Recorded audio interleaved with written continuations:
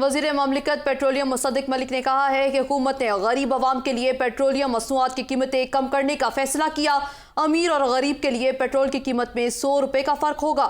غریب لوگوں کے لیے پیٹرول پر رعایت کے فیصلے پر 6 ہفتوں میں عمل کیا جائے گا۔ وزیر مملکت نے کہا کہ گاڑیوں والے پیٹرول کی قیمت زیادہ دیں گے۔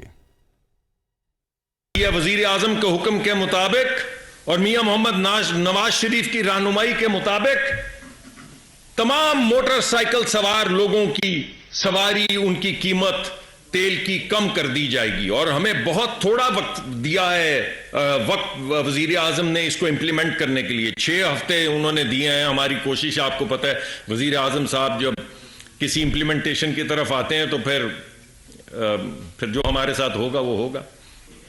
اور کل آپ نے دیکھا، آپ نے اخباروں میں چھاپا بھی کہ 50 روپے کا فرق ڈالا جائے گا۔ وزیر اعظم صاحب کا حکم آیا کہ اس کو 100 کر دیا جائے۔ کل شام کو ان کا حکم آیا کہ امیر اور غریب کے درمیان کا جو فرق 50 کا ہے اسے 100 کر ڈالو۔ تو اب ہم صبح سے 100 کا فرق کے اوپر کام کر رہے ہیں۔